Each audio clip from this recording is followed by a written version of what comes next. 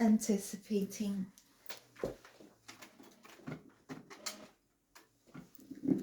Anticipating a better future signoses Isaiah's visions prompt us to consider God's comprehensive plan for restoration and peace, and how we can actively partner with God in shaping a hopeful future. I read Isaiah 62 to 66. This week's reading from Isaiah offers a compelling picture of the future, where God's grace and vision dramatically reshape the world, written during the Babylonian captivity in the midst of a season of great loss and upheaval. Isaiah's prophecy foretells a new heavens and a new earth. It's a prophecy of profound hope that promises total restoration, a radical vision. This is not a minor upgrade, but a complete overhaul of all things. What would an ideal world look like through our eyes? As we read about Israel's journey through exile, this prophecy stirs our imagination about renewal. We often think of progress in terms of material achievements and advancements. Yet God's vision for the world delves deeper, aiming for a comprehensive restoration and revitalises relationships, the environment, and our spiritual well-being in this future. There is abundance for all.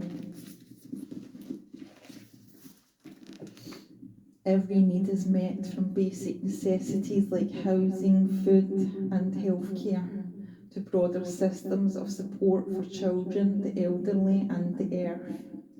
On our own, our efforts to craft a perfect world fall short. We see this play out in 1 Samuel.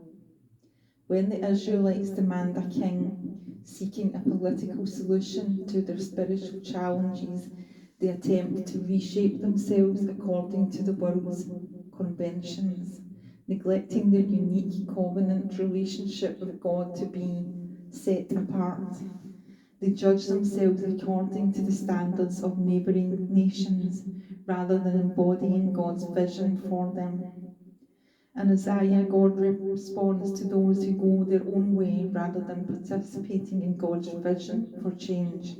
I will bless those who have humble and contrite hearts, who tremble at my word. But those who choose their own ways, I will send them great trouble. All the things they feared, for when I called, they did not answer. When I spoke, they did not listen. Embracing God's picture of a better future means jettisoning our own plans and letting go of our desire for control. This lesson is further displayed in Jesus' parable of the growing seed in Mark 4. There we are reminded that the farmer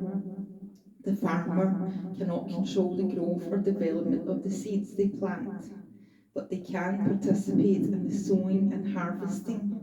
The fulfillment of the kingdom is in God's hands alone, but we are not confined to passive anticipation.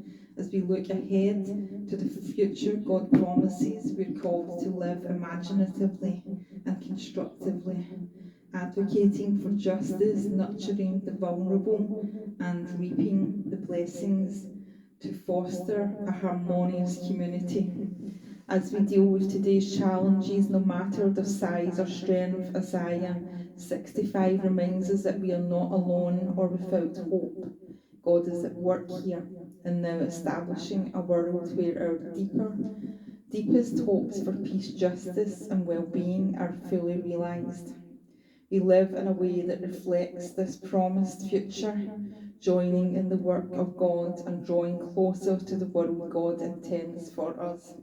Amen. Now let's reflect with a few questions. Where do we see God's vision of the future in the world today? How do you feel called to participate in making this vision a reality? How have we tried to shape the world according to our own visions? How might God be inviting us to instead deliberately turn our attention towards God's plan? Have you ever felt that God helped you in your time of need? How does God show up when you call? And now, ending with a short prayer. God of hope, help us face today's challenges with the knowledge that you're with us, actively shaping a world of peace, justice and well-being. May we live in a way that reflects your promised future. Amen.